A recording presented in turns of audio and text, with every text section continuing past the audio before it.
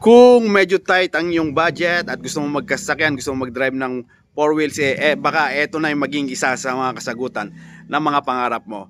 2017 model, updated yung registration, next year ka na magpaparehistro, Ford EcoSport, gasoline engine, manual transmission sa 164. Baka ayan, swak na sa budget mo. So tara, pag-bonorin mo yung video at pag-usapan natin to.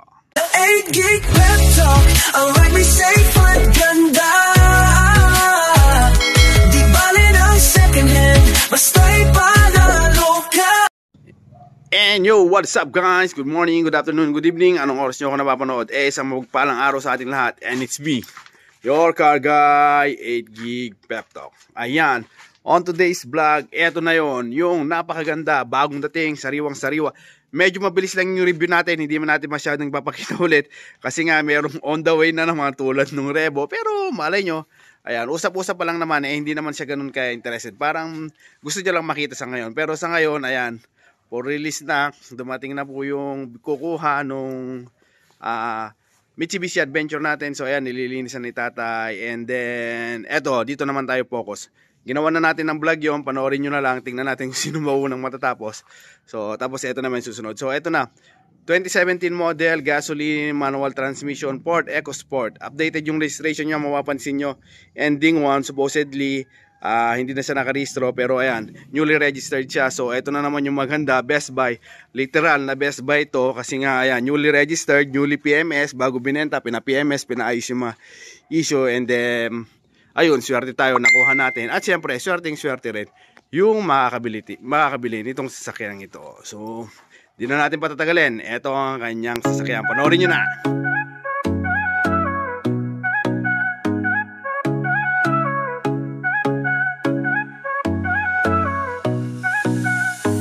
May pangarap kang sasakyan, tara dito na sa 8 gig pep talk. Sigurado walang kaba, quality second hand, parang bago sa tingin. Sa bawat ride mo kami nasa likod din. Di kailangan ng bago, basta maayos, maingat. Kasama mo kami sa bawat hakbang. Mapakalsada o trip sa malayo, dito sigurado wala kang talo. Sa 8 gig pep talk, ang ride may safe at ganda.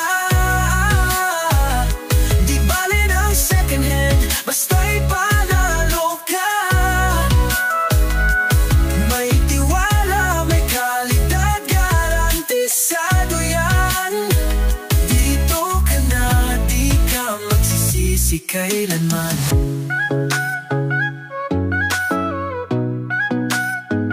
Buy and sell, mabilis, walang hassle sa'yo.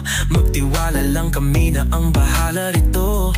Ang bawat gulong may kasamang kwento. Sa bawat benta at bili, may panibagong biyento. Di kailangan ng bago, basta maayos, maingat. Kasama mo kami sa bawat hakbang. Mapakalsada o trip sa malayo, dito sigurado walang talo. Sa 8 gig pep talk. So ayun, nakita nyo na, and we are selling this 2017 Ford EcoSport gasoline engine, manual transmission for the price of 300k. Pero kung cash payment, ayan, very much negotiable. Mas malaki yung discount nyo actually pagka cash payment siya. Pwede natin pag-usapan, basta importante, gaya ng parati ko sinasabi, ma-check nyo muna tong unit. Pero kung ayun nga, mostly hindi tayo pinagpalad na may ganun karaming cash sa, ayan, sa mga bulsa natin. So kung gusto mo magka 4 wheels, ayan, pwede kitang tulungan. So gaya na sinabi ko kanina, 163 all-in down payment nito, mapapasay nyo na to. Tapos meron siyang minimum low monthly payment na parang nasa 5,300 o 5,400, may mga discount pa yan, mapapasay na to. So isipin mo, nasa 5,500 lang, parang naguhulog ka lang talaga ng motor. So very sulit, pwede. Pero kung ayan, kung gusto mo naman, ayaw mo ng problema, ayaw mo ng may monthly inuhulugan, ayun, pag-usapan natin, puntahan natin yung 300k automatic. Hindi ko ibibigay ng 300k, babawasan at babawasan ko yung sure ball, basta pag cash payment. Madali lang naman tayong kausap. Ayan, sure ball na maiuwi natin. So i-review lang natin. Ayan, 2017, gaya na sinabi ko, napakaganda ng ilaw. Actually, isa to sa mga pinapangarap ko rin sa sakya. Working yan, working yung mga fog light yan. Ayan, yung gulong niya, manufactured 2021. So ayun, okay pa, medyo makapal-kapal pa. goods pa naman yan. Actually makapal pa talaga siya, kaya lang yung manufacture niya since 2021 na siya. So mga probably 1 to 2 years na pwede na siyang palitan. And may mga ano na slight scratches lang din naman na hindi tolerable naman siya. Like asa na, ayan, may mga light scratches siya. Ayan yung mga scratches niya na medyo konting-konti lang naman. Sa bubong makinis naman, okay naman. So ayun yung mga ano niya. Tapos yung cover niya, ayan, may mga konting dumi-dumi lang. Kaya natin siguro, pabapping na lang natin ito. Since plastic naman to, siguro kaya nating may remedyo yan. Madali lang naman na remedyo yan. Hindi naman ganun kahirap. So, ayun. At syempre, bago natin tuloy itong vlog natin, gusto ko lang din magpasalamat. Tingnan natin yung loob. Magpasalamat sa lahat ng mga subscriber natin, lalong-lalo na dyan, kung saan banda ka.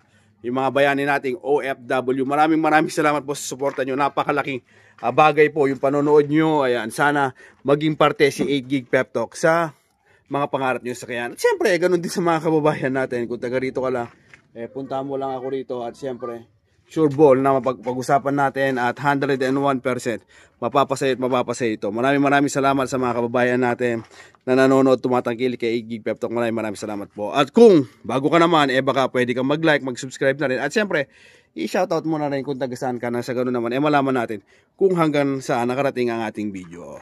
Ayan, so kanina nakita nyo na yung labas niya, dito naman sa loob, ayan. Medyo may konting issue to, ayan, medyo marumi, pero wag kayong mag-alala. Ayan, naka-order na, hintayin na lang natin na dumating yung yung ipapalit natin. Mas maganda na yung papalit dito, na siya, carbon na siya, pero ang concern ko lang is baka na naman dumating na naman na hindi pa dumarating, mabenta na itong sasakyan na to. So kagaya nung Nissan natin na i-order pa lang sana natin, may mga nagpa-cancel na, wag mo nang i-orderin kasi nga parating na, sila na raw yung bibili, discount na lang natin. So pwede naman natin pag-usapan lahat naman, pwede naman na pag-usapan, lalo na kaya nga ang gusto ko mas mainam kung makakapunta ka rito para naman ma-check mo nang maayos tong sasakyan. So ayun, ito po yung sasakyan natin. Ayan, pag binuksan natin, iilaw yan, lalabas yung mileage. Ayan. So ang mileage niya is 85,765. Legit po yan, na-scan po. Ayan, okay naman po. Ayan, na-scan po yan, 100% na-scan. Ito naman po yung sa loob. All working din po, working. Lahat po dito is working. Naka-CD, actually CD yung nilagay ni Airpat. May extra siyang CD kanina. And nilagay niya yan. So ayun, lahat working. Only test, only check po tayo. Bago namin binili ito, pina-scan pa natin para makasigurado.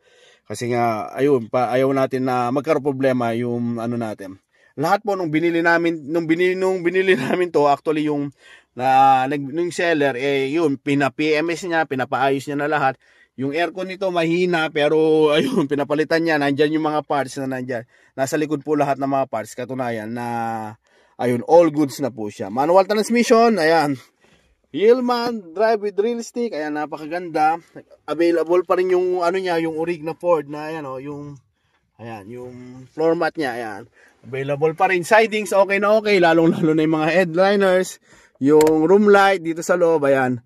Working naman po, ayan, maayos pa. Properly working naman sila lahat. Ayan. Tapos same lang din dito sa may ayan, di ba? Napakaganda. So, ayun, ito po yung sasakyan natin. Pwede po siyang cash, pwede siyang installment. So, kung interested, ano pang hinihintay nyo? PM na para mapasa inyo na ang napakagandang Ford EcoSport na ito. Dashboard, yan. Sobrang kinis. At muli, ang inyong 8 Gig Pep Talk, ang inyong likod, nagpapaalala na pagkabibili ng second hand car, mas mainam na magdala kayo ng mekaniko na sa ganun naman, malaman nyo, maintindihan nyo, kung may mga konting, siyempre, ang second hand po, hindi natin maiiwasan. Meron pong issue yan. May mga slight issue, wala po talagang second hand. Ako po, aminado po mismo na wala talagang second hand, na walang issue pagka sinabing second hand. Siyempre, lalong-lalo na ginamit na yan, may mga issue na yan. Kagaya ng pagbili mo ng sasakyan, pagka nilabas mo na ng automatic 20% na. Kasi nga, ang issue gamit na. So, ayun, lalong-lalo na itong mga second hand. Siyempre, maraming yung una, ginamit-gamit niya na. So, may mga konting-konti lang. So, mas mainam na magdala kayo ng mekaniko para kung sakasakaling meron man siyang makita na mga parang differences na medyo alanganin na off, ayan, ma-check niya, hindi mapag-usapan natin. At siyempre, maliwanagan na rin kayo na ganito pala yung kailangan yung gastusin at ganito rin pala yung kaganda ang isang sasakyan pagka bumibili ka kay 8 Gig Pep Talk. So, ayun, hanggang dito na lang po tayo mga Pep Talk. God bless everyone, mabuhay ka hanggang gusto mo. See you on my next vlog. Napakaganda oh. Actually, isa sa to sa mga dati kong pinapangarap na sasakyan. Ayan. Ngayon ayan. Kayo naman, baka naman mapunta para sa inyo. Buhay ka hanggang gusto mo. See you on my next vlog. Bye-bye.